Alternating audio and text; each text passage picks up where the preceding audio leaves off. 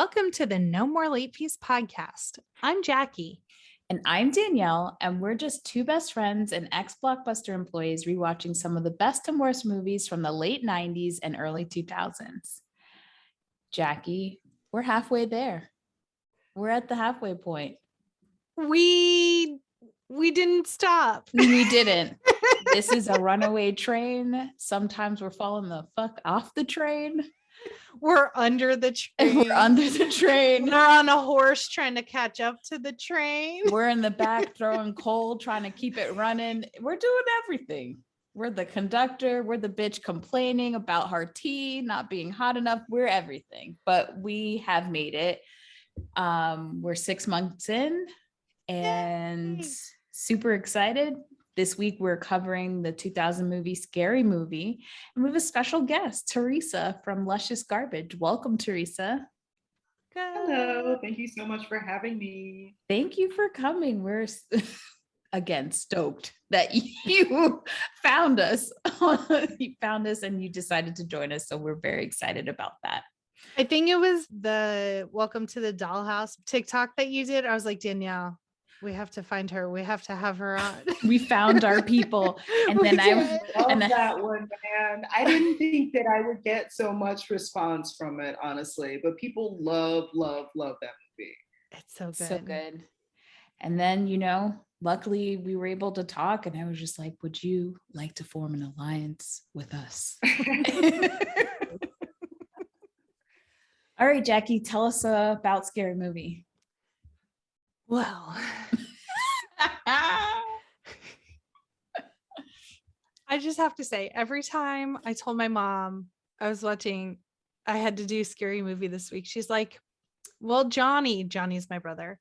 Johnny's been watching lots of scary movies since it's almost Halloween. I'm like, no, Mom, that's the title of the movie. I'm not just watching scary movies.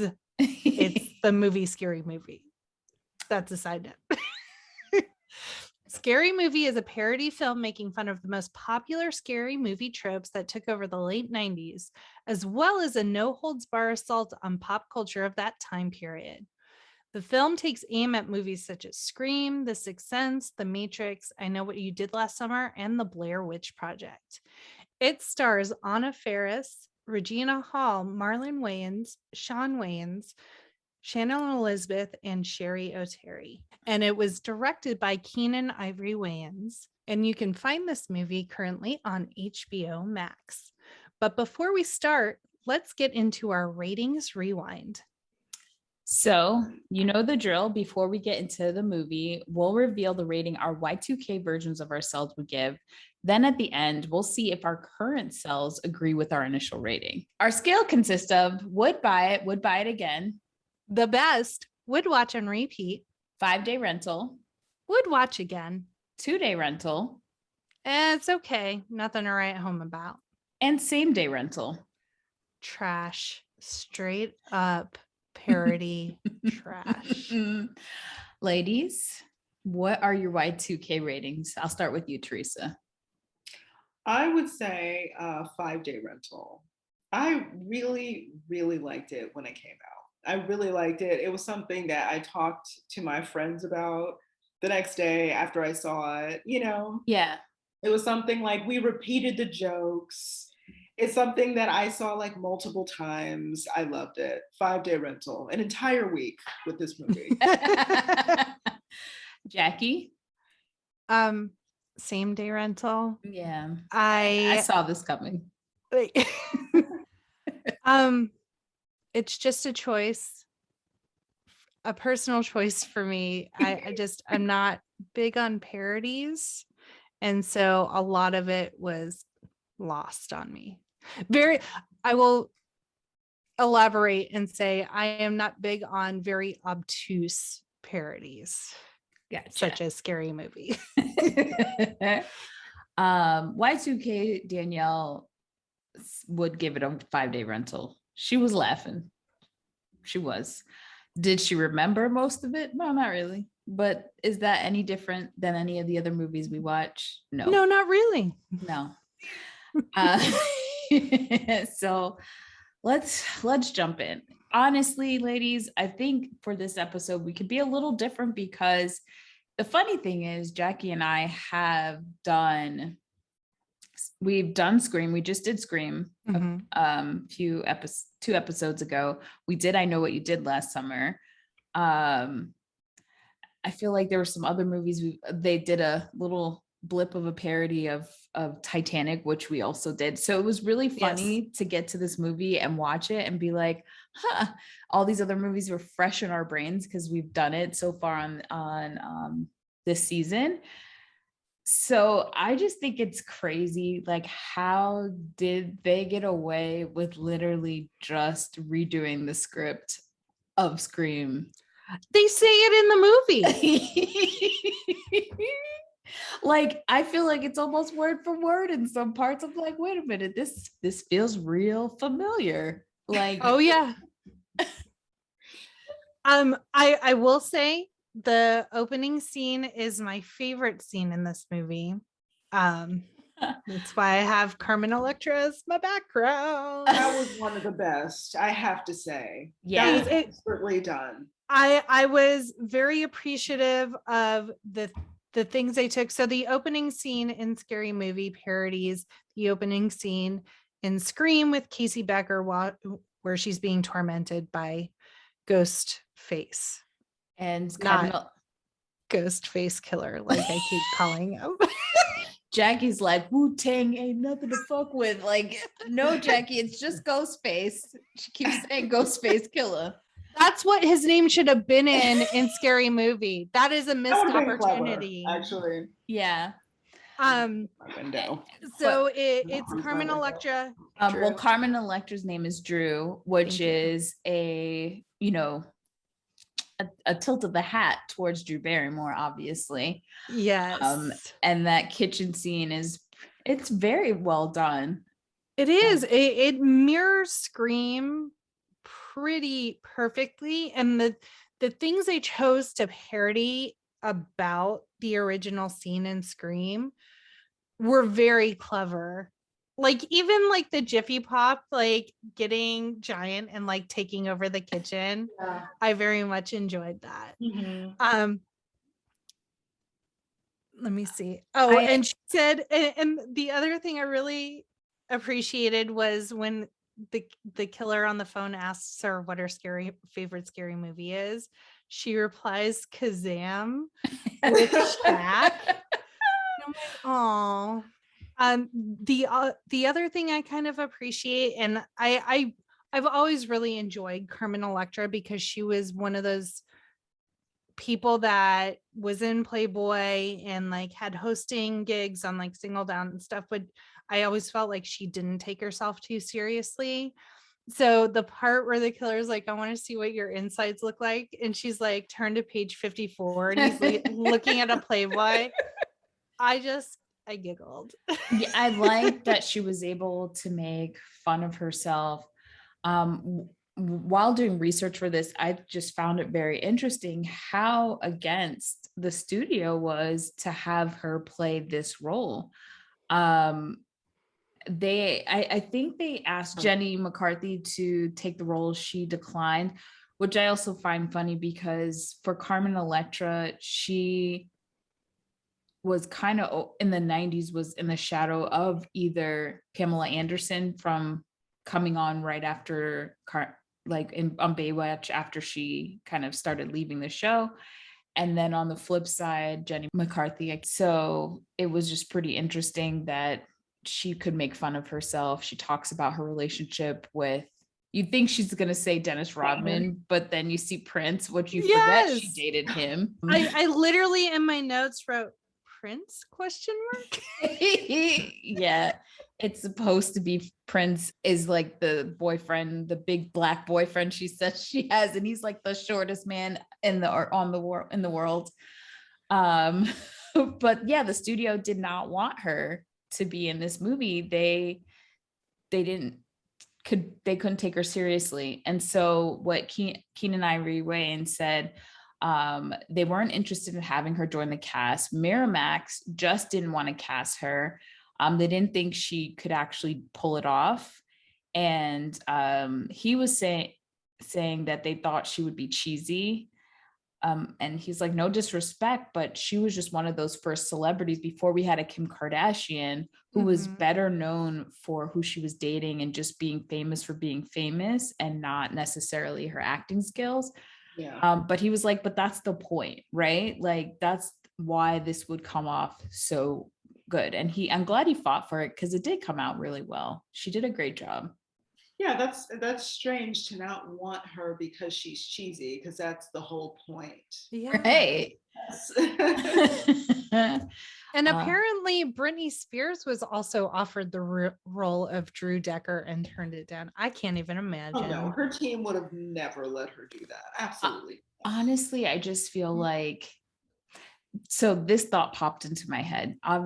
We know who those nasty men are behind Miramax, and we've done so many Miramax movies on the podcast so far, but all I was thinking was that she was dating Dennis Rodman at the time, and maybe she wasn't deemed as somebody that was easily manipulated, because I know obviously that man is a sexual predator. You would think he would actually be excited. Maybe he probably had some advances at her and she didn't agree. I could see all the people that they offered the movie to, and I could just see him being gross like that. So yeah, that's the narrative I'm going to believe. And so, way to go, Carmen Electra. That's how I look at it. And then when she's running out of the house away from the killer, all her clothes come off. Of course. And she's running through a sprinkler. And I'm just like, she is beautiful. And I feel bad for having like that gaze, but I'm like, I can't take my eyes off of her because she's so goddamn pretty. But I mean, that's kind of the point in sincere scary movies, right? Like that was the point of casting Drew Barrymore in that opening scene. Like her boobs were up to here. You could see a little bit of her nipples. There's always sex intertwined with violence. Yes. In scary movies. You know what I mean? And so it was so interesting that they just went full force with it. Yeah. And it's just, you know, just be naked. Yeah. Because that's what men are looking at. Just be naked. And she's so aware of it that she's like throwing her hair back. The whole scene. It's so funny that because I think that maybe that was the first parody I'd ever seen. I was really young. Yeah. And it's like I was fascinated because it's like, wow, they're parodying everything that we were making fun of. Yeah. It was part of our conversation. You know what I mean? Like Barrymore is just bouncing with her boobs while she's screaming bloody murder. And I think it's really important to mention, like, obviously this is a Wayans brothers production. From the script was, you know, Marlon, Shawn, and they had other Wayans family members write on it, and then Keenen was directing it. But they've done parodies previously before this movie, and they always just had a really good finger on the pulse of making fun of the things that they're seeing in movies. And I always just thought that was really great, because not only was it a family production, they brought their entire family on board whenever they did a movie, but it was a Black perspective, because I think for Black people in the Black community, we tend to, obviously we go and see these white movies, but we have a different perspective of like, there's no way I would do that, or why the hell does she go that way? Like, we talk about how it's falling. Right. Yeah. So why are you looking back? Yes. So I think it's great that you got a group of people who are marginalized by this industry being able to give you that bird's eye view of what the masses are thinking. And I think that's why it works so well. Yeah. So yeah, we have Carmen Electra. One of my favorite scenes too is that when Drew Barrymore did it in Scream, she ran outside and then hid behind the window instead of really trying to like gun it, right? And so I love in your scene, that's where she's holding the damn banana. She had a table of weapons.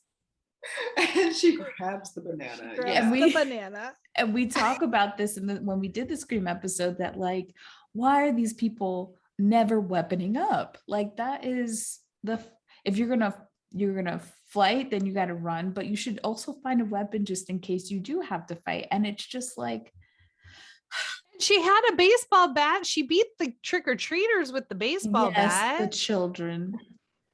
Poor children. I was like, are we Billy Madison throwing balls at the children?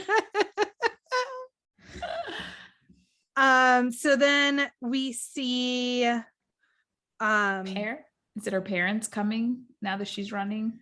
Yes, and her mom is giving her dad roadhead, and he hits her with the car because he's not paying attention. And he doesn't even care what he hit. No, he's like, get back to it, which is like, I think that's a second time in the movie that there's like a unwanted roadhead situation. Yes. Yeah. And she goes flying in the air. She still looks great in her wonderful underwear. Flying.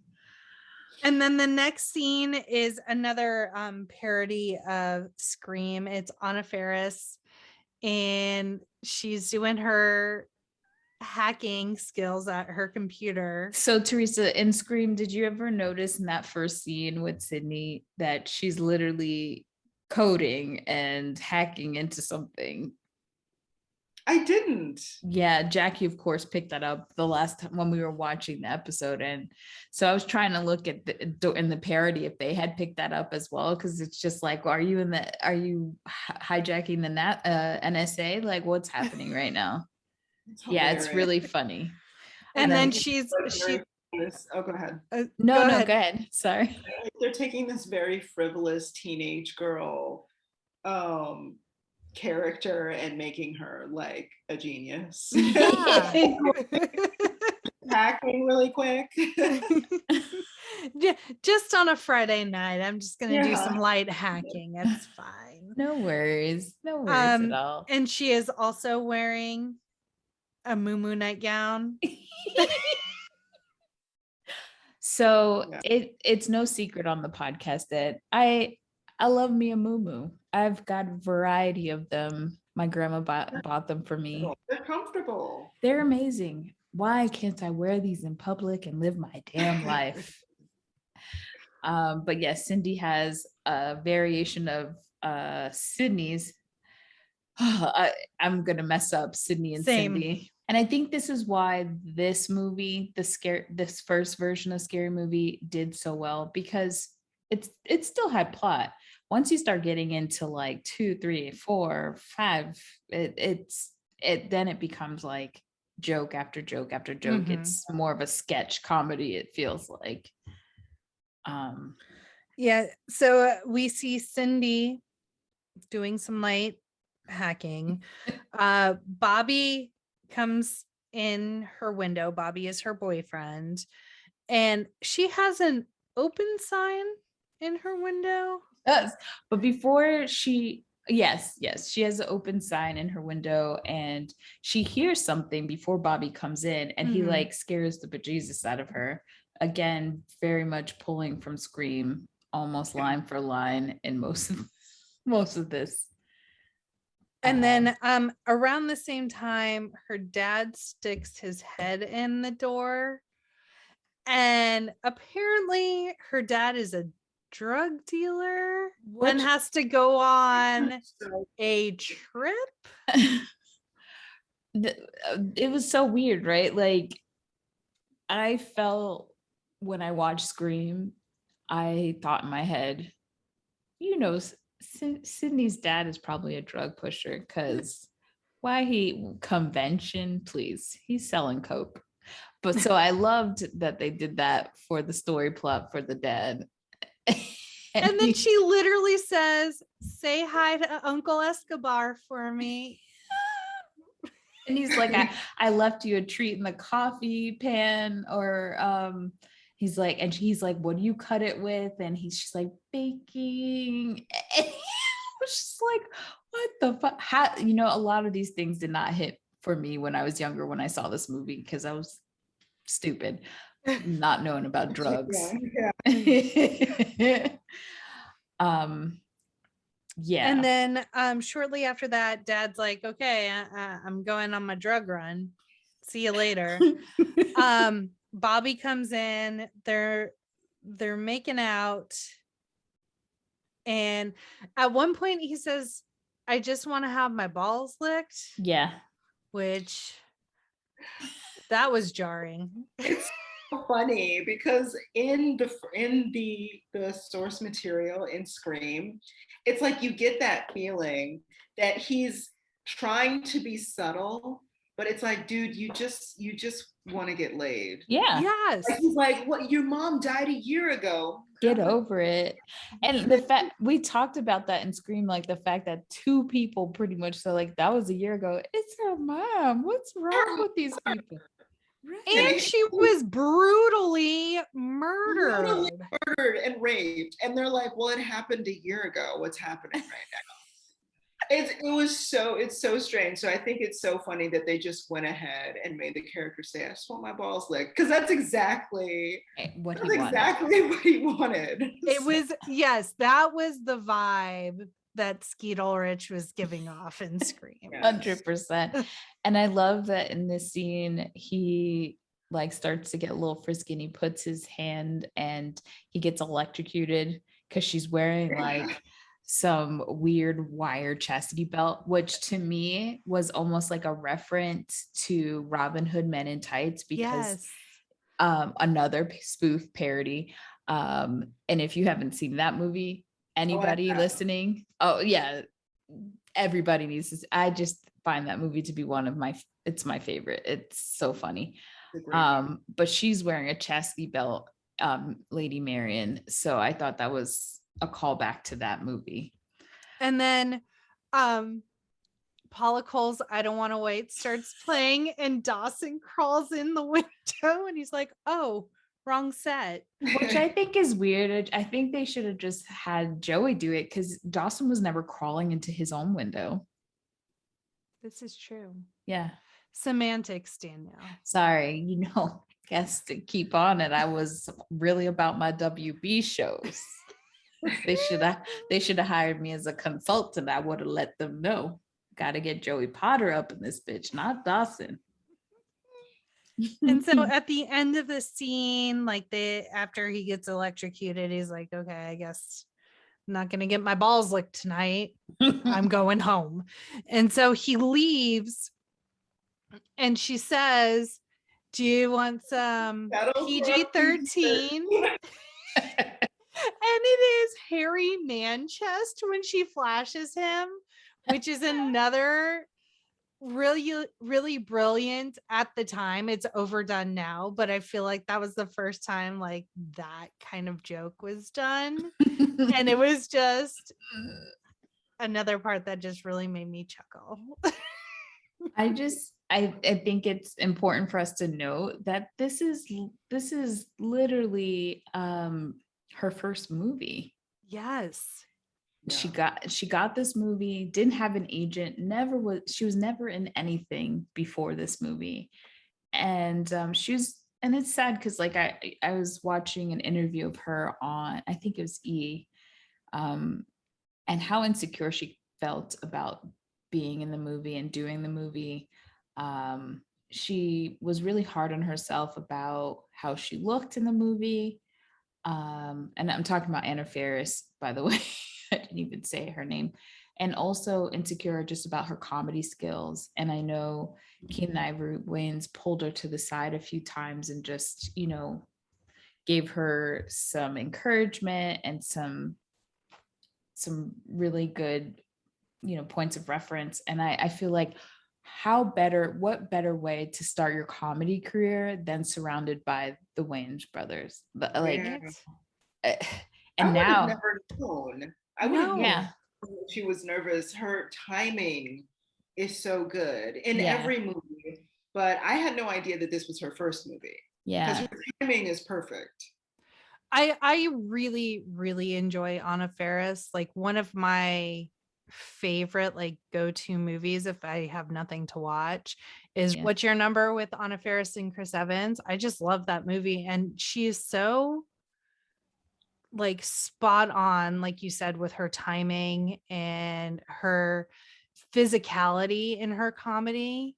I just really, really appreciate what she brings to all of her roles that she's in. And Yeah. that's natural. That's a natural talent and a skill that you can't teach no matter what. Like you cannot teach that. And she just had it 10 times over. I honestly couldn't imagine anybody else playing that role at all. Now we are the next day at school. Cindy's arriving. We see, or actually, I'm sorry.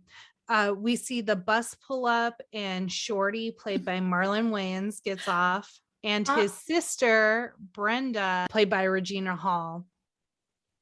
And Shorty is just a stoner. Like it's just, he is who he is.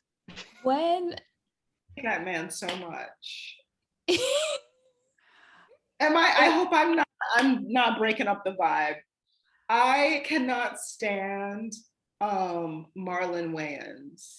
That's Marlon, right? yeah. Yes. I can't stand him.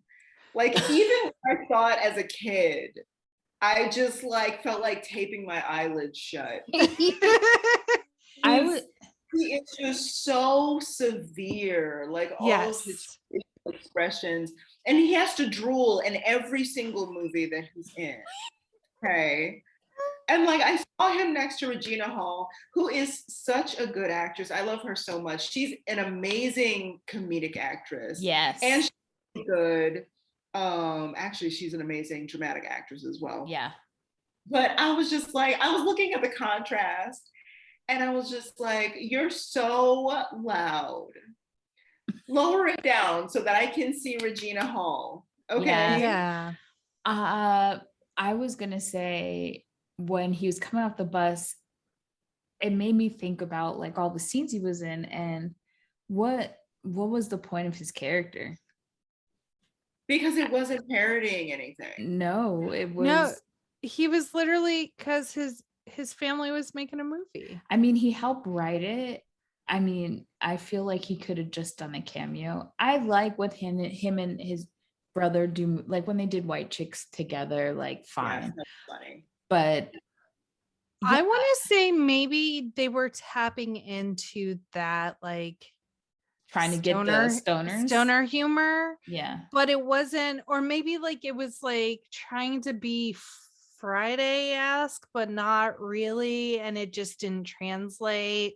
There was something that was very, like unnecessary and just obnoxious about that role. And not obnoxious in a funny way, just obnoxious.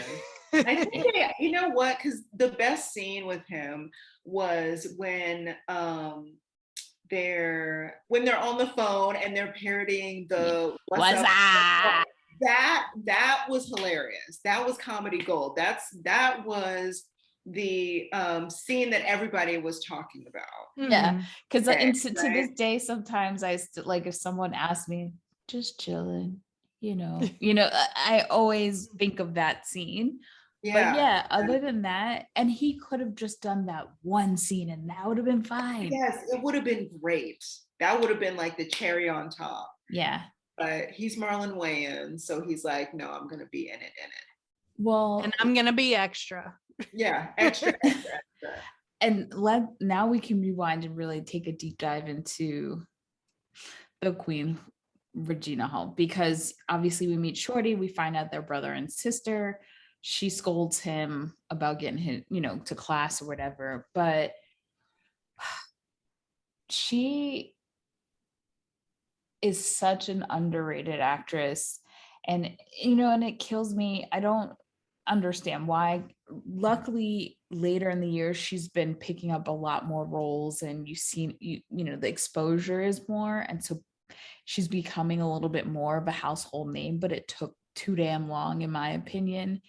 And she's fucking hilarious. I mean, I could just watch her all day. She's so freaking good. And So good. this movie in particular, because, you know, here we are, we're getting Black director, Black writers. You would think, okay, we're going to get a little bit more Black representation. We get this wonderful character. And the only reason the character itself is wonderful is because of her portrayal. Mm-hmm. Yes. And that's it. I can't credit any of the writing. She took whatever little there was and she ran with it. And I think people, because this movie was never meant to be a sequel. We were never meant to get a part 2.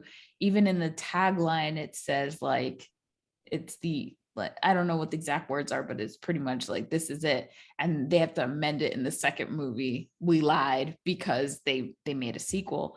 But I think the fact that she's even in the second movie is because her character resonated with so many people because she was so fucking hilarious. Yeah. And she had to audition 4 times for the role of Brenda. And a producer told her not to do Scary Movie. And she said that now she kind of gets it. But then she said, no, of course, I'm doing Scary Movie. That would have been bad if I said no. Yeah, it actually, I think, helped her career because she, you know, in the Black community, she's very well known. But this movie was one of those kind of crossover things that people know her from. And shit, as a Black actor, it's so hard. She was getting paychecks. Exactly. She was doing multiple movies. So I think it was one of the best decisions she made. Do I like these movies? No, but get your bag, girl. I'm not mad at it. Yeah. Exactly. And she's so good at straddling the line, which Marlon wasn't good at. Yes. Like she was in this movie over the top, but over the top in such a perfect, balanced way. Yes. You know what I mean? She was so exaggerated in the perfect way so that you could relate to her, but also laugh. You know what I mean? What she was doing. She could be vulnerable, like when she was in the scenes with Ray, the character Ray, which was Shawn, and you know, in that bedroom scene where they're together and he's telling her to put all the football gear on, and she's kind of like excited in the beginning, but then like side-eyeing him, and just each step, just the way she did that could have gone a whole nother way. Yeah, like you did feel for her, like, oh, she's really trying for him. You know? She is. Oh man, but we'll get back to her more because that scene in the movie theater is all, she owned the movie with that one. Oh yes. Now we see Cindy's best friend, I guess, Buffy, getting dropped off by her parents. I love the scene so much because if these men got something right, was in girl world, this is shit that happens. Of course, Brenda says, I don't know why you're friends with this girl. She starts talking all this shit about her. She's so fake. Right. And as soon as Buffy gets up to them, she's like, hey girl, hey, you know, which, I mean, there are just so many layers to that. Then Buffy waits till her dad leaves, which was super weird because her dad looked like he was writing her a check. And I was just like, what's going on here? Why is Daddy Warbucks writing a check for his daughter? And she rips off her sunny dress, which it wasn't like, this is kind of skimpy as it was already. Yeah. And then she's in another skimpy outfit. So and so there were lots of butterfly clips in this scene, which I really appreciated. I do love. Everyone wanted those, the butterfly clips. Oh my God, we were rocking them hard in high school for sure.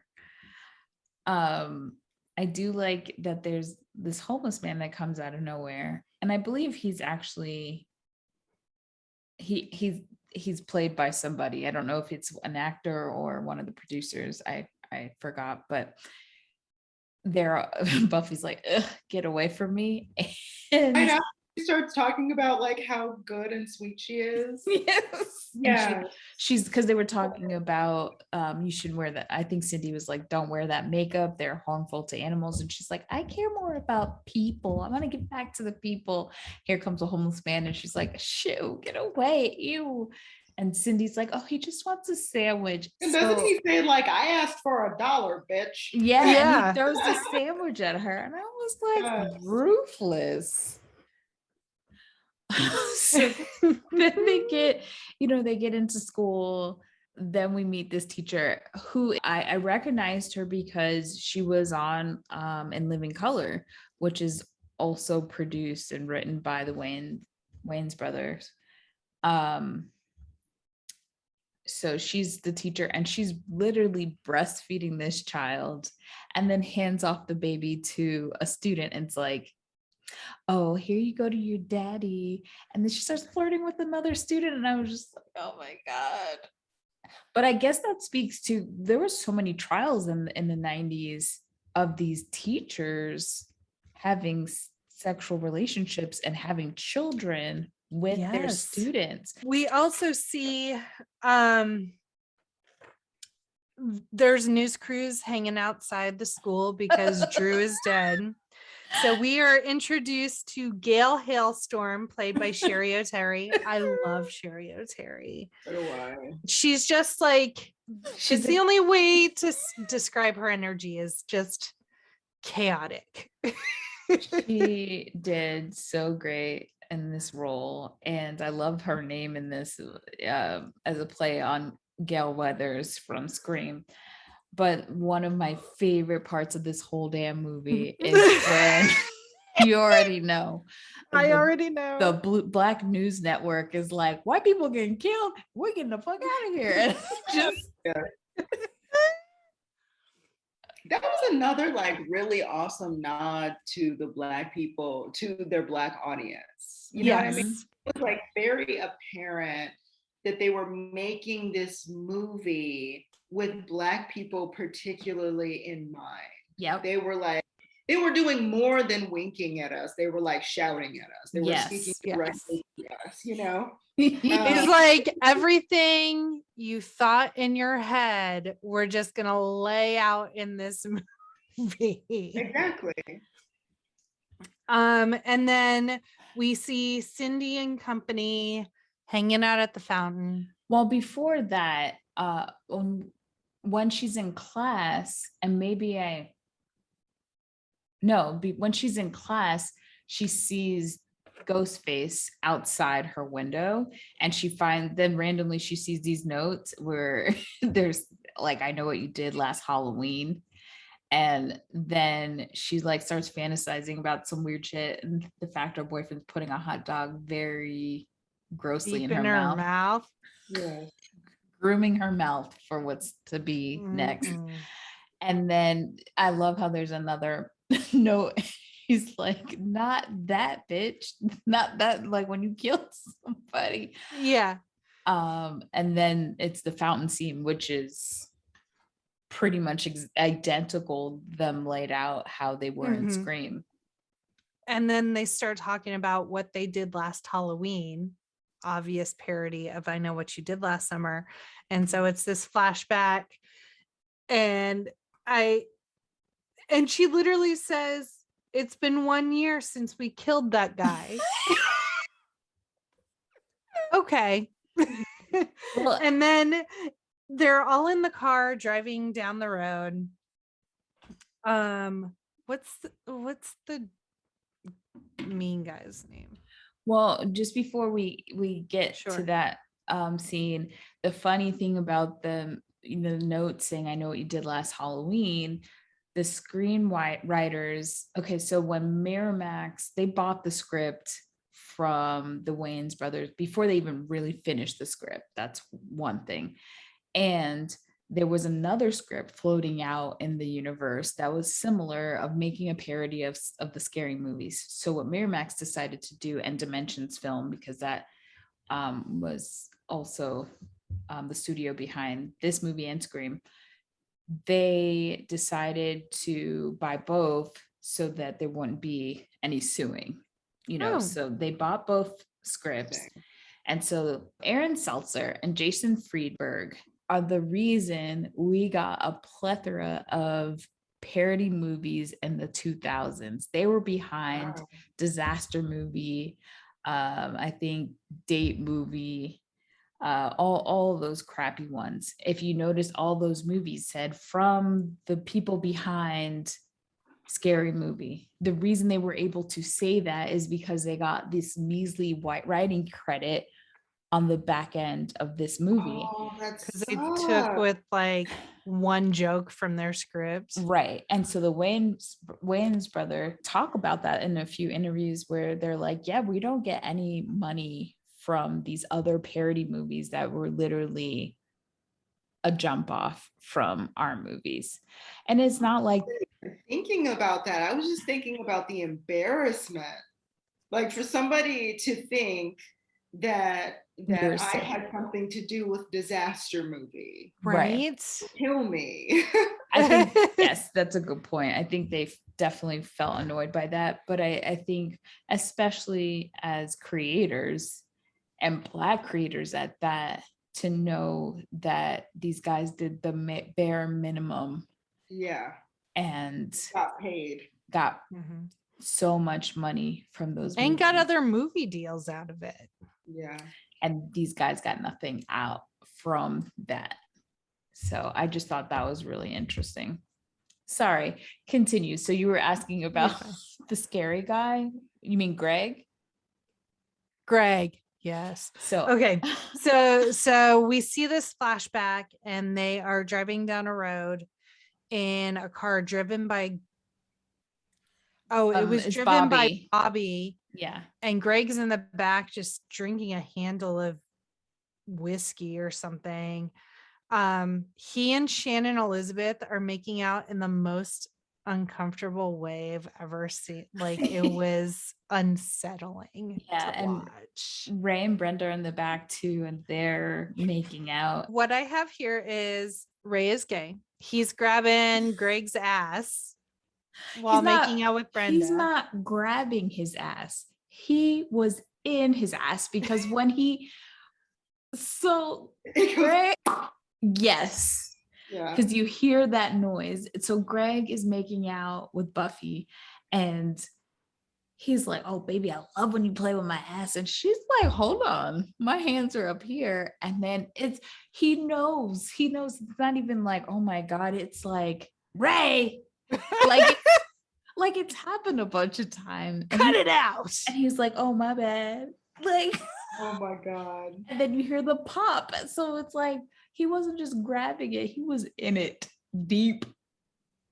And I have mixed feelings because I understand it's a parody, but I really hate when marginalized people are used as comedic relief.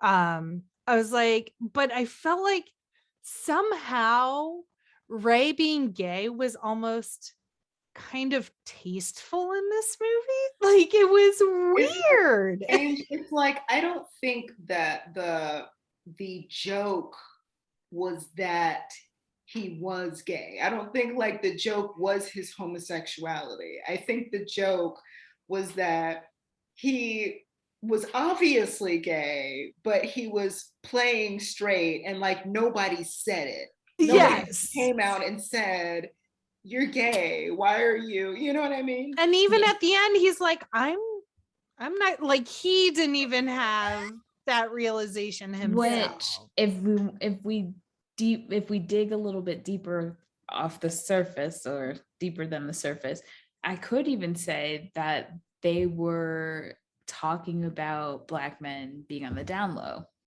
which is something that is very prevalent in the community, especially around that time. Mm-hmm. And they made it normal. Like all the people in his life were just fine with his behavior. I mean, obviously his girlfriend was a beard, or maybe he was bisexual. I don't know, but nobody was judging him. They knew that he was doing all this shit. Yeah. They just accepted Ray for who he was. And fuck- he loved It's Raining Men.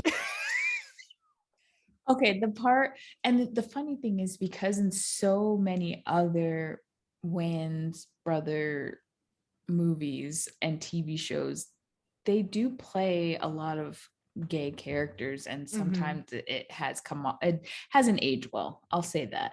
So with this one, it was kind of like, huh, okay, but again, And fine. I also felt like it was that weird Billy Stu connection where you're like, Yes. there's a deeper relationship here that y'all may not have explored, but it's there. But I want to say something, and I may get some hate about this, but in a lot of white bro comedies or bro relationships in these movies, it's very homoerotic, and Black people watch these movies and like, that's not, y'all are real close. Yes. And it's yes. and the women in the movies are like, no red flags. Again, what's happening here? Like, are you guys friends? Are you lovers? And they kind of use these like homoerotic ways of getting close to each other to signify how straight they are. Ray and Brenda are making out. Buffy and Greg are making out. Buffy's thong comes off. Brenda's giant ass granny panties come off because it's laundry day. Look, that shit was relatable as fuck. Okay. I don't disagree. So they're making out, underwear is coming off. Greg decides to get in the sunroof and act crazy, which this whole scene is word for word, action to action. I know what right you did last out summer. of yes. Cindy is up in the front and Bobby is trying to get her to touch it because he's Just- now unzipped. Just touch it. Just touch it. Just the tip. Just the tip. And so no means no, Bobby. And so he's convincing her, he's unzipped, and then of course Greg, he hits the tree branch. Not once, multiple tree branches. And then Greg loses his balance, stands on Cindy's back, and so now she's inadvertently giving Bobby roadhead, and he is very distracted about what's going on. Swerving. Swerving. They see me rolling. They hating. Oh man. And then hits a fisherman in the middle of the road.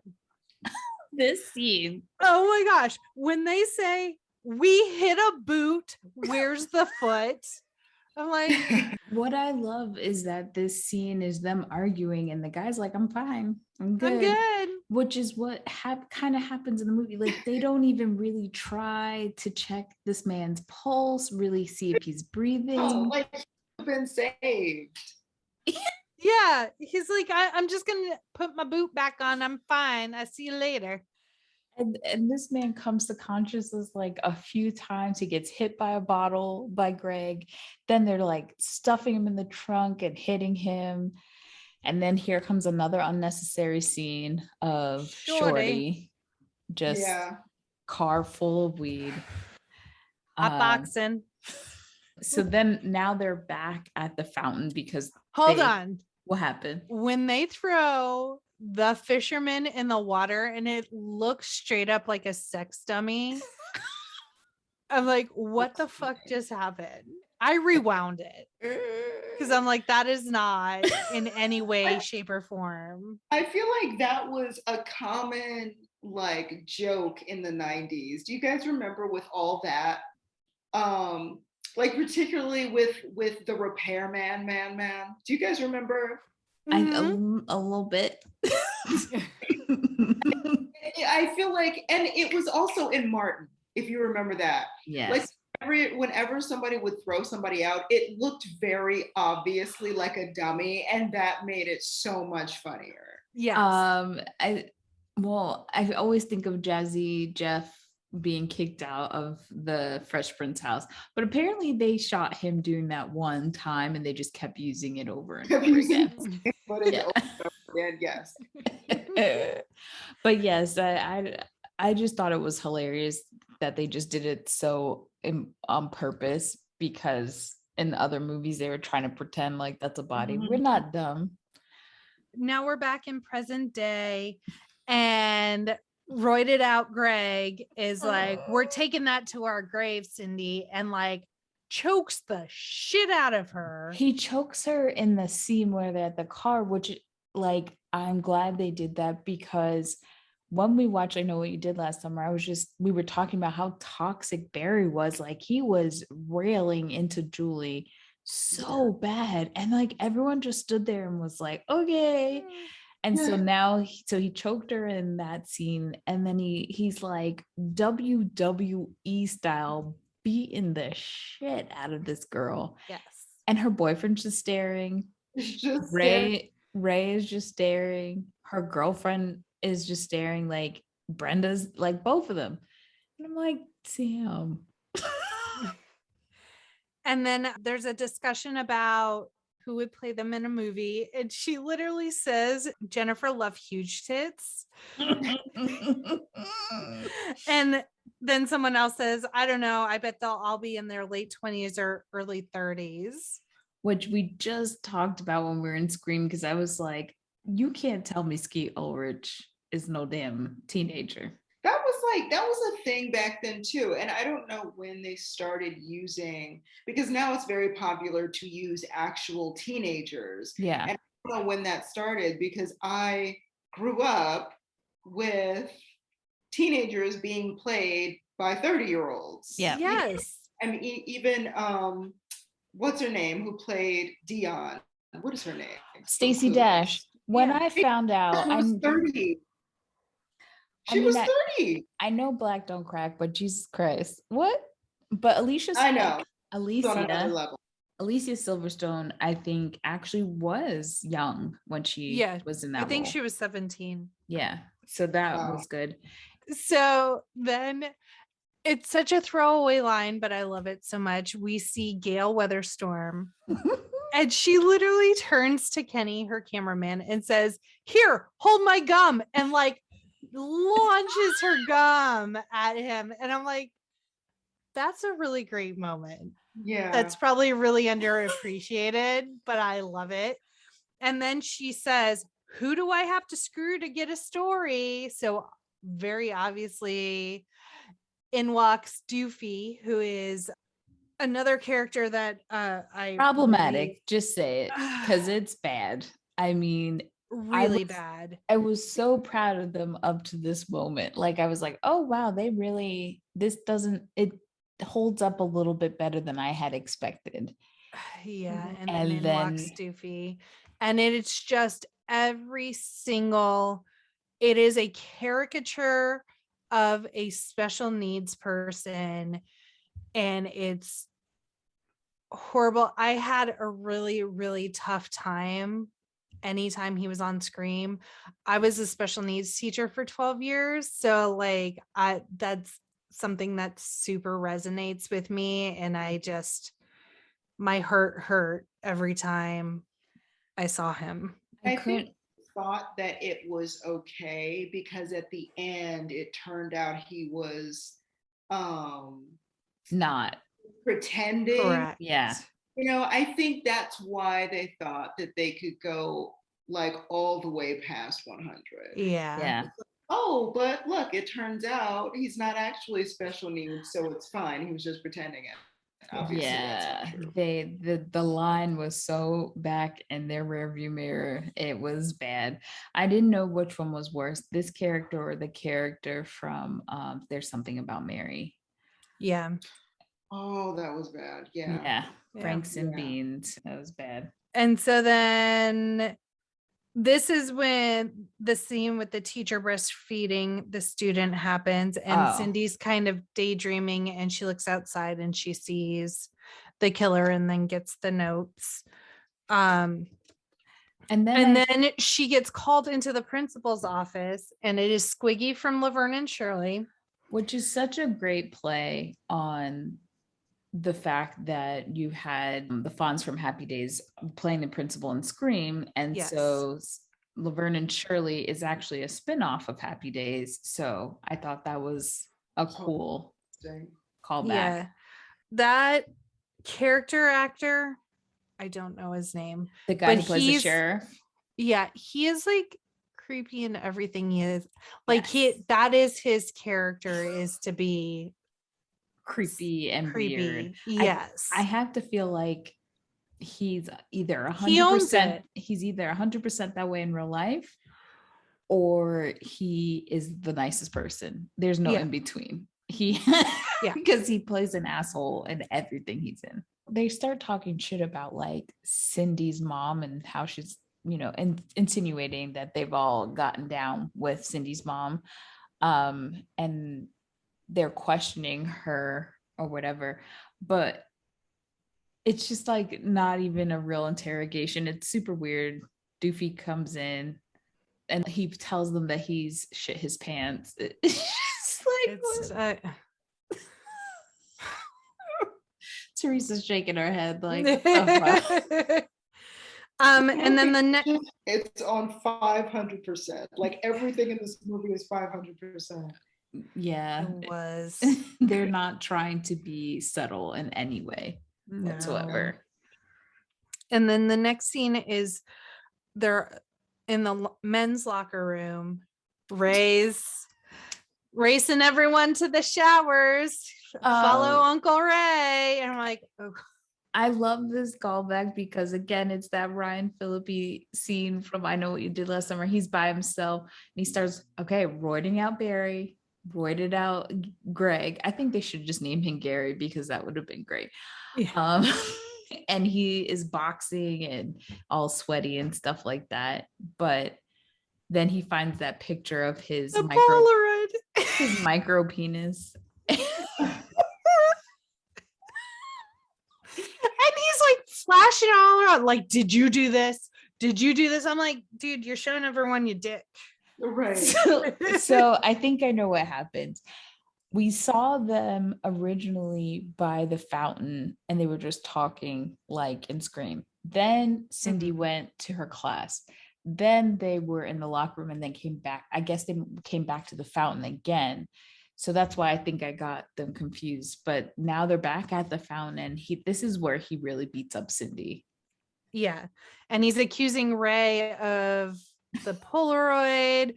And Cindy's like, no, I got one too. He said, Bobby got a small dick too. And everybody's looking at Bobby. He's like, and Bobby looked like he wasn't even sure. Like, maybe. I don't know. Like he was waiting for everyone to tell him if he did or not.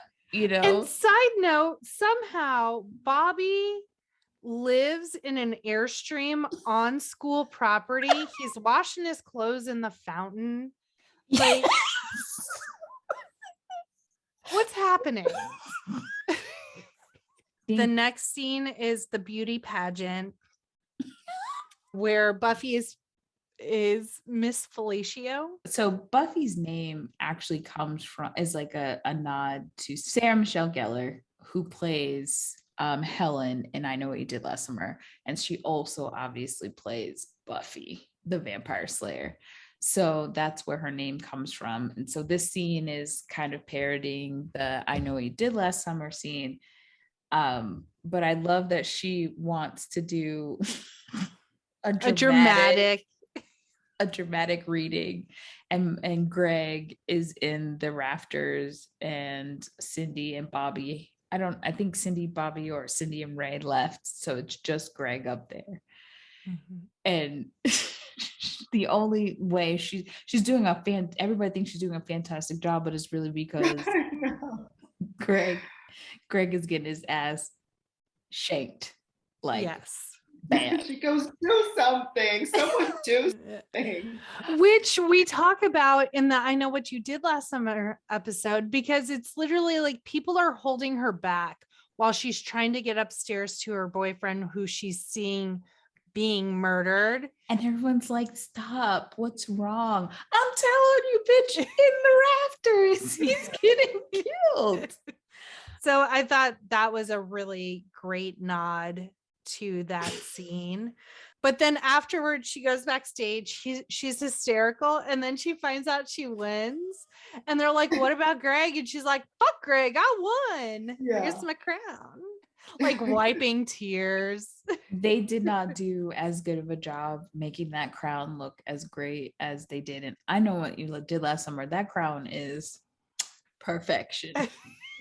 If I'm as a crown connoisseur, I can tell you it's amazing. But I do like that scene where it is Cindy, Buffy, and I think it's Bobby, and they're kind of waiting. I don't know, I forgot what they were waiting for, but for me, I thought it was hilarious because you see Ghostface mopping in the back. We also again talked about that, and in so many scary movies you wonder, how did they have time to kill, move the body, and clean up all that blood? Because and I Know What You Did Last Summer, they go upstairs and they don't see anything. So I thought it was so funny that they have him mopping and cleaning, because it was like they're just having a conversation, and behind them is just the killer. He's got a trash bag with the body in it, just leisurely cleaning up after himself. And they're all just like, we don't know what to do. We can't find Greg. And then next we're scene is Cindy's Cindy house in the bubble bath. Yeah, and she's shaving her mustache, her face, her tongue. I don't know. And then the killer calls, and so they have an exchange. Well, Bobby calls first and says he asks her if she needs help or come over, and she's like no, and then she thinks it's him again when the killer calls. And so they have an exchange, and then she's out of the bathtub. She goes downstairs, and this is one of the parts I like about the movie, only because it breaks the fourth wall, which I really love. And it does like the track zoom into her, but it hits her in the forehead. Like the camera literally hits her in the forehead. And so I kind of appreciated that, where it breaks the fourth wall in a way that you don't typically break the fourth wall. Because like usually you just look straight at the camera. You don't actually like get hit by the fucking camera. I didn't know if this was making fun of the Blair Witch Project situation, or if it was just but then later on we see them kind of mock that, so I wasn't sure. And then she's on the phone with the killer, and he's like giggling like, I'm in the house, you can't find me. And like his ass and his little feetsies are like behind the couch. And she's like, oh, I can see you. He's like, oh, hold on, turn around, close your eyes, I gotta hide better. And he's like crawling under the rug, and like that was a great scene. It was a really good scene. Because it's, and that's what you wonder during Scream. It's like, this is not some tiny guy who dressed up in very simple clothes that could easily be, you know what I mean? Like, he can't easily camouflage himself. No. He has an entire Halloween costume on. No one hears him breaking into the house. No one can see him. Where is he? Like, how can he hide? Yeah. That was really good. That was one of the best jokes. In Scream, there's a scene where one of them are in the costume at the grocery store, and I was like, how does no one catch him? Right. Exactly. So yeah, kudos to them, because that was one of those things that was just disbelief. Like, this doesn't make any sense. Later on in the scene, after he starts chasing her, she runs upstairs, and there's like, she throws a vase at him. There's a bicycle chilling on the stairs that she throws at him. She throws grandma at him. Like, And it's like that again, that thing where it's like, yeah, they always run fucking upstairs instead of like out the door. So I did appreciate that nod to Bobby got arrested there, and she's at the police station. They're trying to figure out who the killer is. Bobby swears this is not her. She gets picked up by her best friend Buffy, who then we find out is Doofy's sister.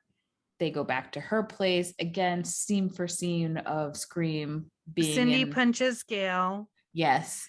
And there's this line that Kenny, the camera guy, says he accidentally steps on Gail's feet, and she's like, "What'd you do?" And he's like, "Sorry, Gail wears the Prada shoes." And I'm like, "Is this from Legally Blonde?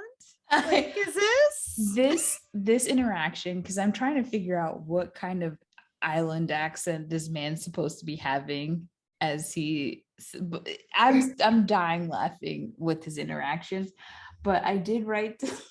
I had to write down what he says, because he steps on her foot and Gail's like, "Who did that?" And he was like, "I am sorry, it's me. I only touched," and then she's like, he falls on her or something. He's like, "I only touched the top of the breast, tender and juicy." And I'm like, what's happening right now? Then this is when the shorty was up scene happens, which at the time was even more funny for us because we were getting those Budweiser commercials that took over the universe at the time. And even still, this is just a brand. It's so funny, so you kind of overlook like that it's unnecessary and yeah, unnecessary. Could have been cut. But I do really like the line, "Just chilling, killing." That part was good. Now we're back at Buffy's house. Twin she says, beds. Buffy says, "Bobby is just too perfect, handsome, smart, good in bed." And Cindy's like, "What'd you say?" What? Come again? And then this part I laughed at when Doofy walks in, is like, "Here's the ice for your hand," and chucks it and hits her in the head. Oh and then he's like, "I'll get some ice for your head." She's like, no, I'm good, thank you. And he nods that he kind of spills the beans that he knows that they killed somebody, and she's like, "What the hell, Buffy, why did you?" She's like, "It was an accident, I was talking to Greg." And again they replayed this stupid ass scene from Scream. If you know this child has been almost killed, why? And you know that this man is calling and stalking, why are you picking up the phone and giving her any calls? Every person she knows is in that house. Yep. What the fuck? Yeah. And then this is also where Doofy comes out with the biggest boner alive and the vacuum cleaner, and he's like, "I'm gonna be in my room cleaning." No, he's Don't like, bother me. "I told you not to come in when I'm cleaning. I need my time." His face is like gross. I wonder if men really did that. Did they try to vacuum their penises? I'm sure someone did. I'm sure maybe it started as a joke, but I'm absolutely certain someone did it. Like, it hurts. Yes. And this is where we get that Shorty's like, "I saw this in a movie before," and was it Shorty that said, "Yeah, the movie Scream, it's like almost word for word the dialogue." And so it becomes meta in that moment where like they recognize like, we're just ripping off other movies at this fucking point. Like, it is what it is. Cindy says, "We have to stick together. We're going to meet at my house. You can bring some friends, but don't tell everyone. We're trying to keep it quiet." And that mirrors Stu's Rager and Scream with a killer on the loose. I love that in that scene. Again, this is probably a Marlon Wayans like line that I'm like okay with, where he goes, yeah, I'll keep it quiet. And then he turns around, "Party, white girls everywhere." Like he just, yes. I don't know. just that part, I was like, okay, that made me laugh. And He then you said white see- girls for everybody. That's what. Yeah. For everybody. Yeah. They have this exchange and Bobby's like, she's gone and she's not coming back. And Cindy says, oh, and he goes, it's been over a year. And Cindy says, but Ginger was such an important part of Spice Girls. I And mean, I'm like, who that's else so was random, but probably in the year 2000, it was heavy on a lot of people's minds. it was Yes, real. it's extremely relevant. It was very devastating to all of us. Like, Yes. what was she doing? Why? And then to still mad. Bitch, you should have stayed in the group. You weren't doing nothing. And then the way Cindy runs out of this scene, like Phoebe and friends, Yep. we're now in the girls' locker room. We see Coach Man. Okay. There are two things about the scene that bother me or are perplexing. One, all of a sudden, this whole time Buffy has been really nice to Cindy, and now she's making fun of her. I didn't understand that for her character because she's hadn't done it the whole time. Like, now are you my enemy? Super weird, because she's like pretending someone is calling and making fun of her. Then the Miss Man, what's happening? All back to Like, what is this? What movie are you referencing? What are you trying to say? Are you making fun of like a trans person? I yes, don't they understand. Like, I think it's that for its own sake, honestly. Like, the Wayans brothers are really good for making fun of gay people and trans people. It's really prevalent in their comedy. Well, I did research on the actress who plays Miss Man. Her name is Jane Turca. She is a bodybuilder. It doesn't seem like there's much about her personal life, so I don't know anything beyond that, but she is a she and plays Miss Man in this movie. It's a cheap joke that has been run to death with them and run to death in the 90s. Like, if you didn't have anything to say, you just made fun of people in the LGBT community, especially trans people. They were a joke in themselves, because that's another scene that was completely unnecessary. Yeah. Mm-hmm. It didn't help anything. It just made the movie longer.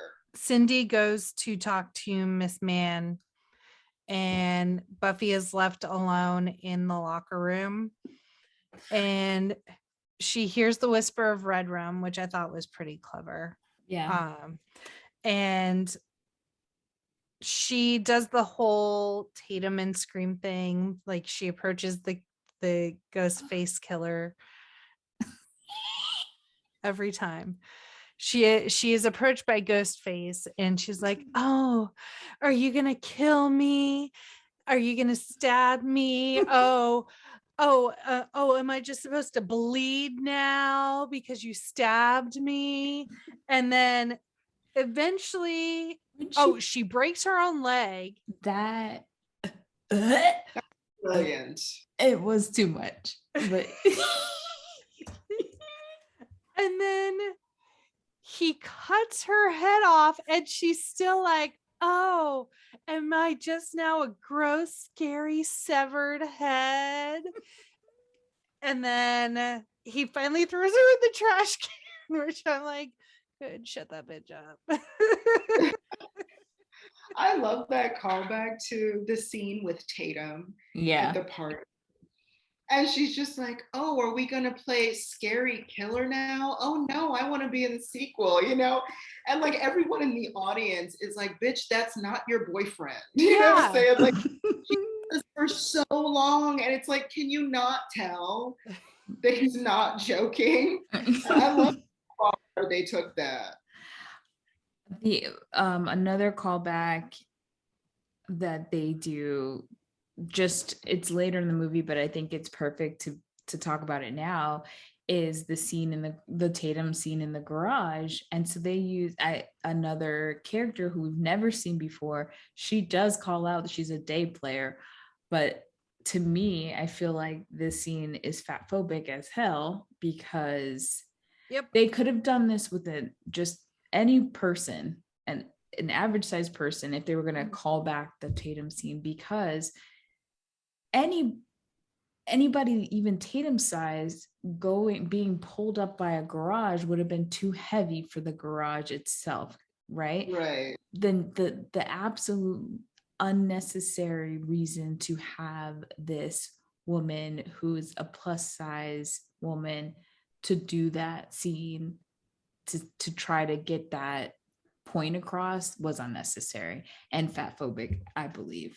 I think that it would have played a lot better and made more sense if they just would have made the hole super small and had some dumb, you know what I mean, character like trying to get through it, you know, when it's obviously way too small. That's a lot easier, and I think is more related to the source material, because she couldn't get through this very small, you know what I mean? The point wasn't that Tatum was too big to get through this square. The point was that the opening was too small. Yeah. So unnecessary. But rewinding back, because that bothered me, that scene. So now Buffy's dead.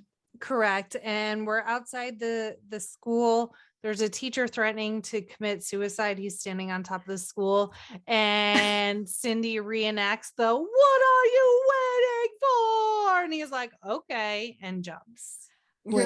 And then this is the scene where Brenda and Ray are making out, and Ray makes her put all the football pads and uniform on. And then he says, "Turn around. Take it, Brandon. Take it." And she's like, "Who? What? What's happening here?" And in the conversation before they get there, she doesn't want to go to this big ass party, which I love, because let me tell you, there's a kill or lose. Black people are not going to a big ass party.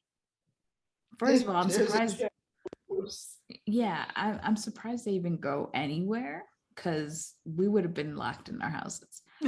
But they decided to go to the movie instead, which that we're not there yet. But yeah, that's where they make the decision. And then we see this scene where Gail is at like a lookout. Heather's getting murdered by Ghostface. And then she's running. Kenny gets killed, the cameraman. So now Gail is like Blair Witching it with the camera, and just the copious amounts of snot that are pouring from her nostril. Yes. What happens after this? That girl gets killed. Yeah. Well, the girl in the car? Yeah, the random girl from class, the kiss-ass teacher's pet. Yeah, and then Kenny gets killed, and then Gail runs into the woods with the drippy nose. And then after this, Ray and Brenda decide they're not going to go to a party, but they're going to go to the movies. And so many Black people at the movies tropes are played out in this one scene. And I want to say, no, these are just stereotypes, but I've been a party to some of these, and I've seen some of these, especially like, I'm going to buy you movie tickets, but I'm not buying all the little candy and stuff. You better go get some for the fridge, or like my parents would get snacks ready, put in the bag. I have not brought an entire chicken, though. That's new. Oh, a meal though.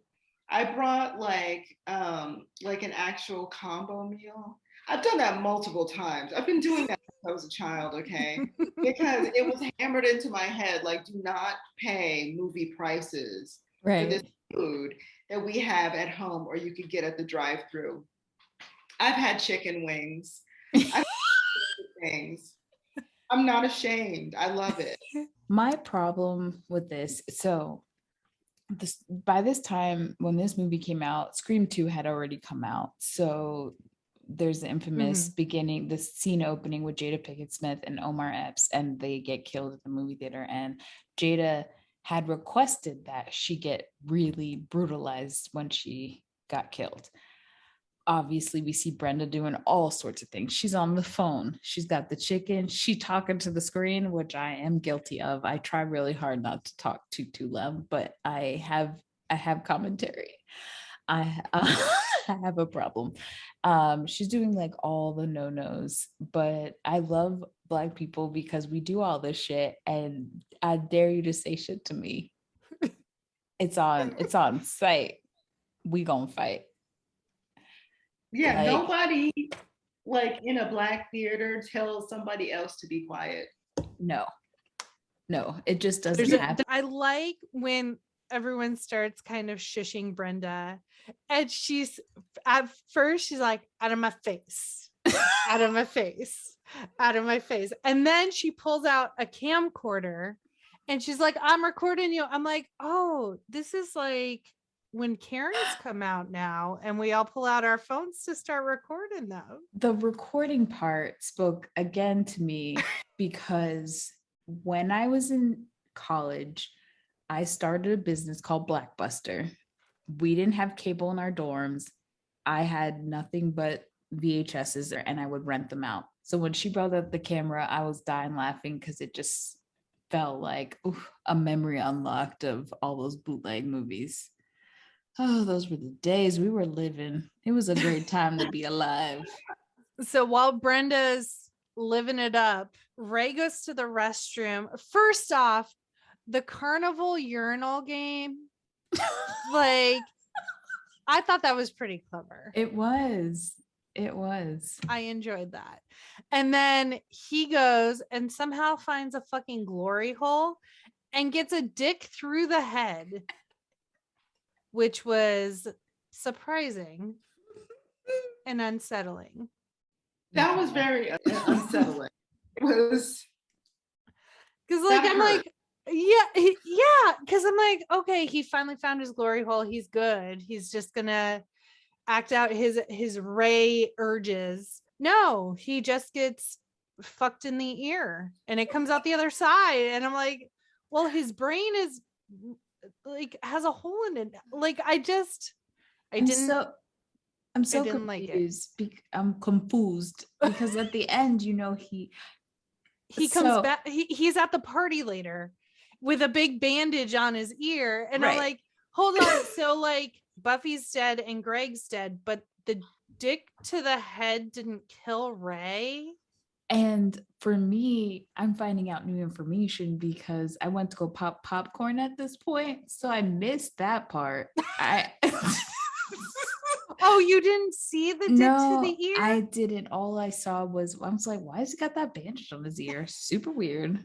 He got a penis through the head. Through the ear. You guys are filling in the gaps. Thanks. But well, a penis filled his head.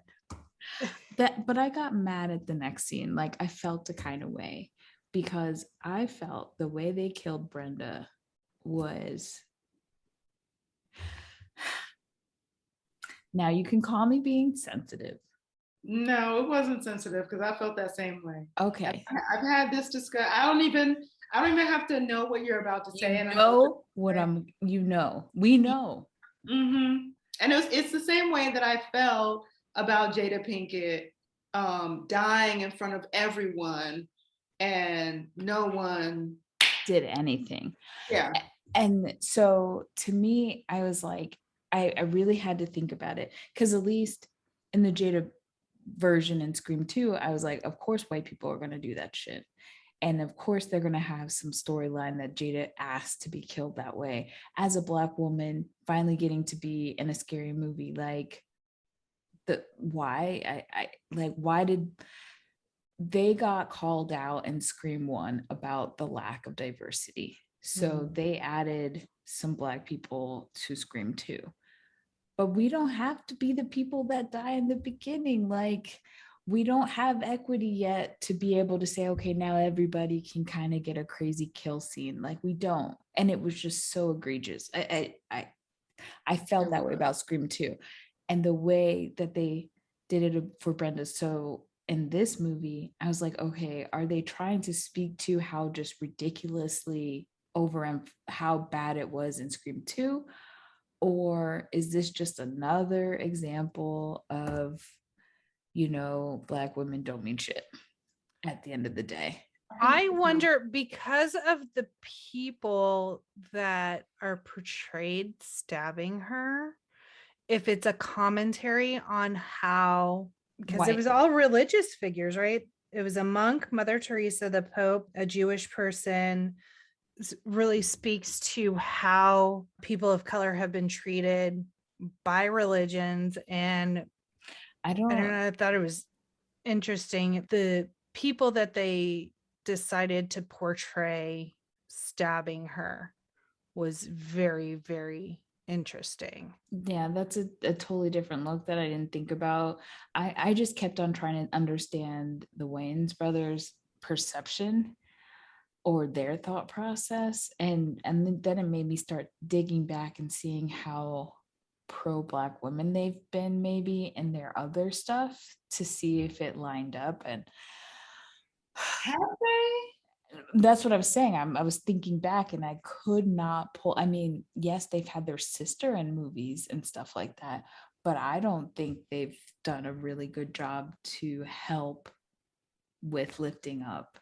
No, not at all. They're some of the most egregious, I would say. So for me, I'm still on the fence, but I felt a kind of way. I was pretty pissed off on how they did her in that scene. In terms of like who's doing it, like who's directing it, I don't think that there's anything deeper in their intention than parodying Jada's death in Scream 2.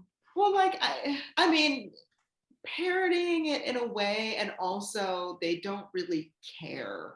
Yeah, that's it. As a Black woman being stabbed by all these white people, and on a big scale, that is it. That was what made me feel, because you had the power, you had the ability to talk about something, to fix a wrong, and you just were able to throw them to the wayside. Yeah, because they participate in misogynoir. Yes. So, you know what I mean? They just kind of help that. Yeah. Yeah.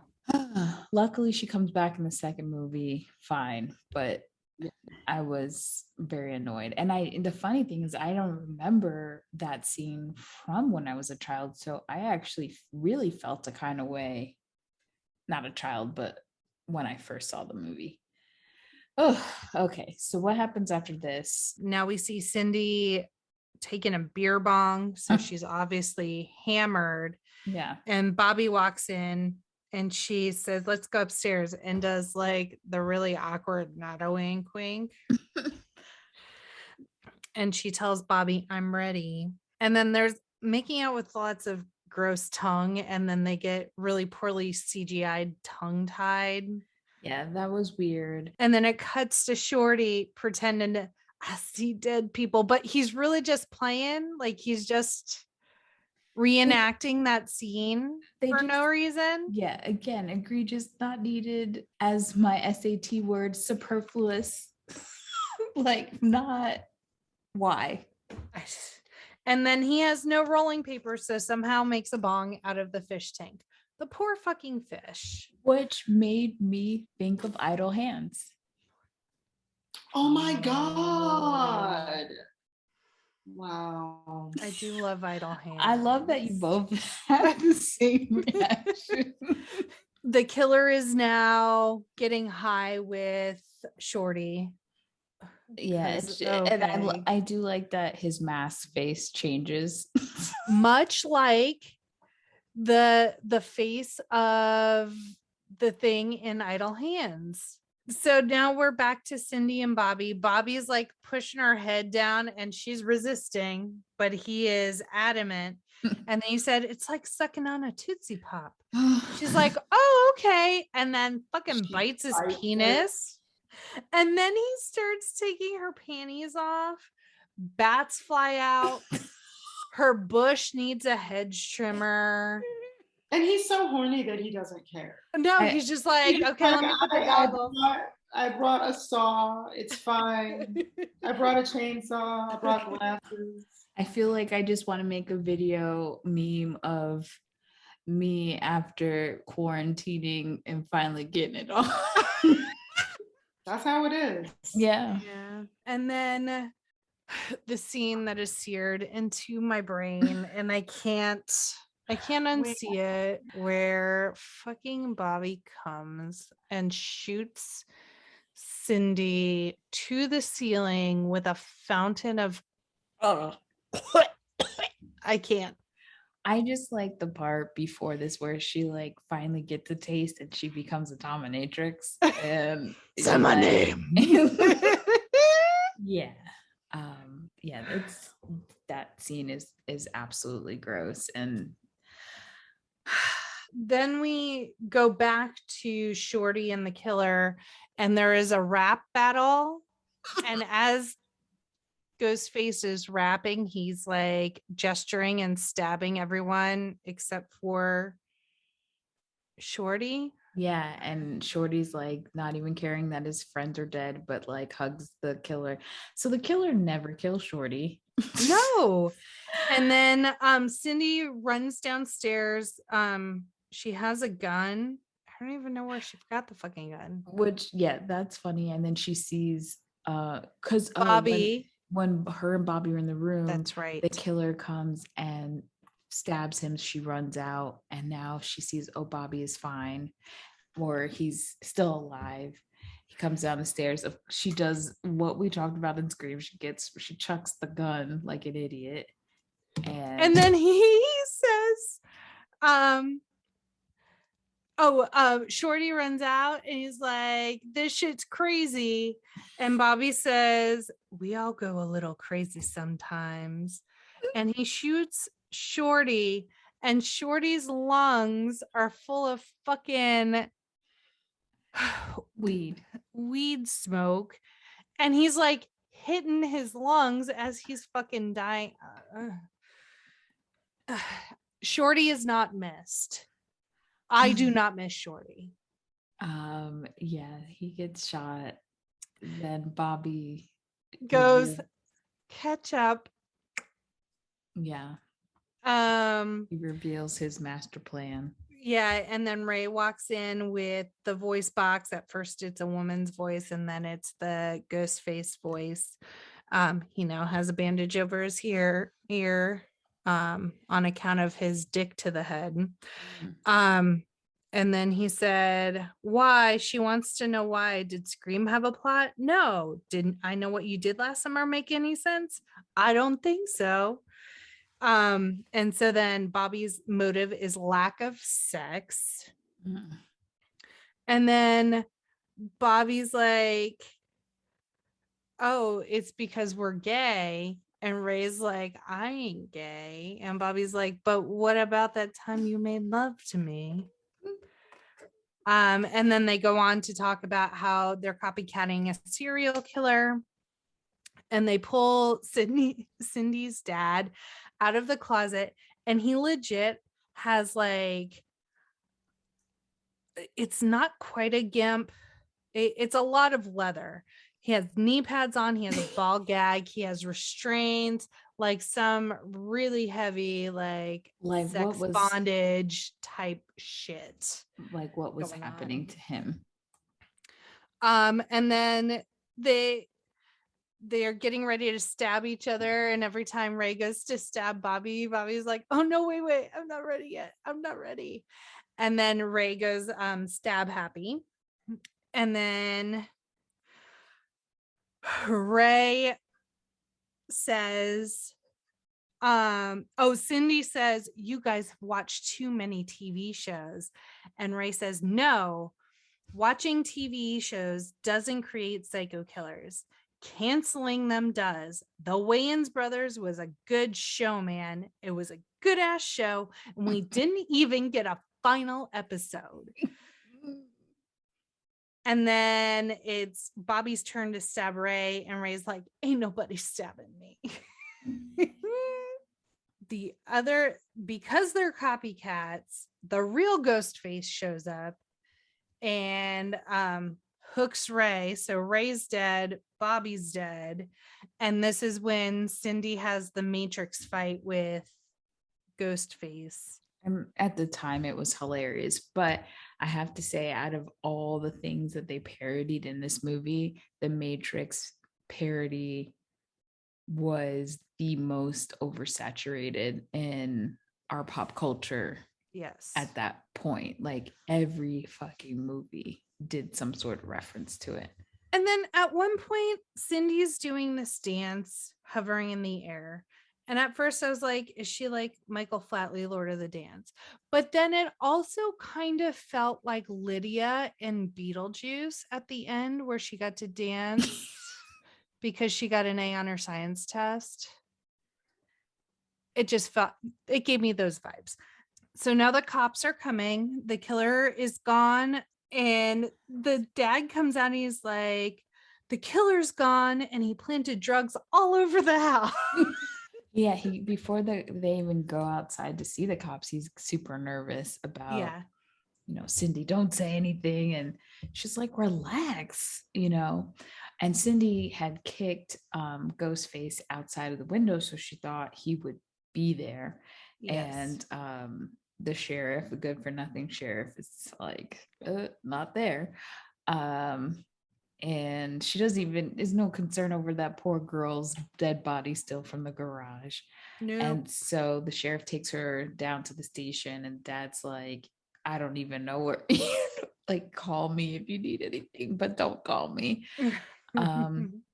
They go down to the station, and so he's like questioning her, and she's trying to figure out who would have done this and whatever. And it just clicks in her head, and her coffee mug falls to the floor, whatever. And with a goldfish in it. What is that from? I don't know about the goldfish part. I do know that this whole scene is a callback to The Usual Suspects. Yes. And so we see Doofy walking down the street, slowly shedding his uniform. He peels off his mustache, like he has slicked back, like greaser hair. No, he's not walking weird. His walking cadence corrects itself, and so now he's just looking like a suave dude walking down the street. And up pulls a convertible driven by Gale Hailstorm, and he hops in, and they're like driving by the precinct, and he drops his little doofy backpack with the knife and the mask. Yeah. Cindy's in the middle of the street yelling, no, and then is hit by a fucking car. I was just like, what reference was that? Or was that just no reason? Who knows? And then at the very end, right before the credits roll, Shorty has rules, much like Randy had rules in Scream. Shorty's rules are gotta be quick, don't fall down, never look back, which, if you listen to our previous episodes, are also Danielle's rules for surviving a horror movie. They're every Black person's rules. And then you find out that they're really just robbing the store. Oh yeah. And then he goes, after he goes through his rules, he goes, snatch and run all. And then they're just fucking robbing a liquor store. And his rules were not for surviving a horror movie.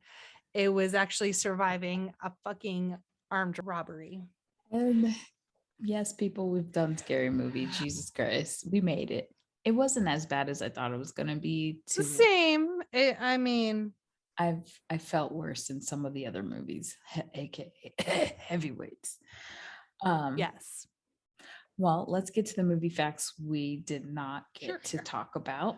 The director, Keenen Ivory Wayans, made a cameo in the movie in the fake Amistad 2 trailer.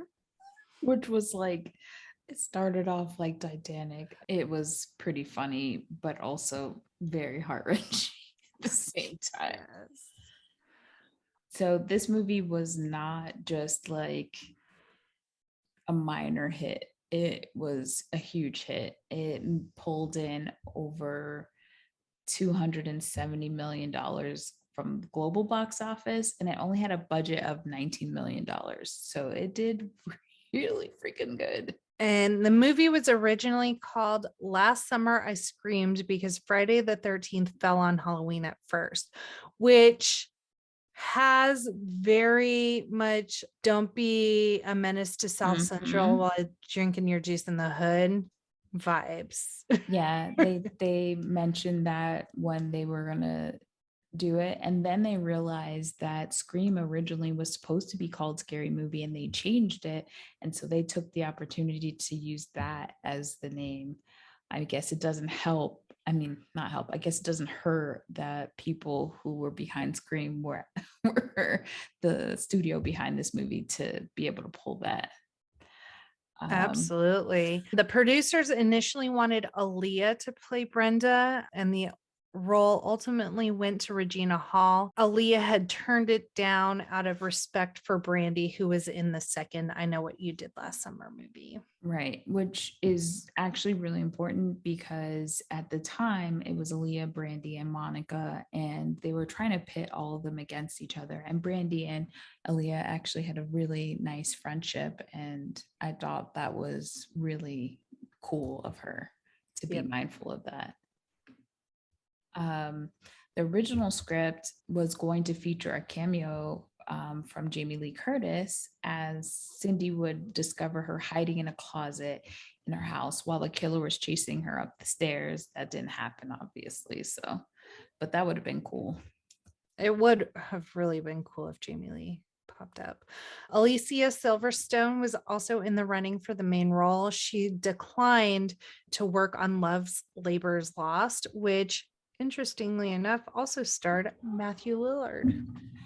It didn't do well. It did so bad that Kenneth Branagh had like a 3-picture deal with the studio at the time, and after it did so poorly, it got taken away. Sad.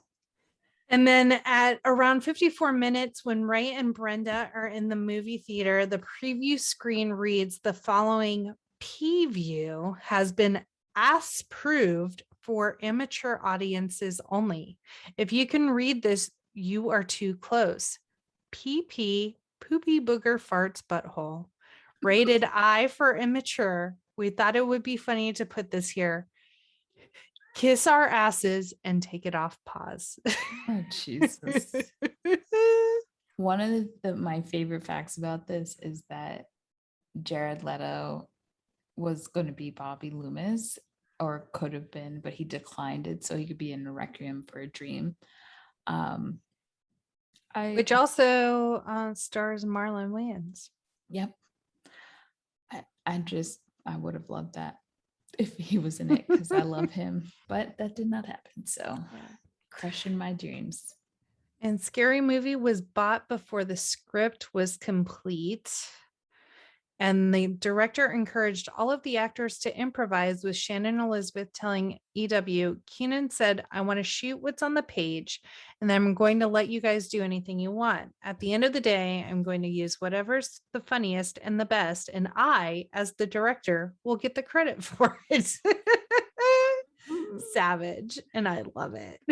In an early version of the script, it was, with the Wayans brothers, it's a family affair. They were going to have Damon Wayans be revealed as the killer, but they had to rewrite it because he had too many scheduling conflicts, so he wasn't in it, which I would have liked that too. I love him. I think he's my favorite. I was just going to say Damon Wayans is my favorite Wayans.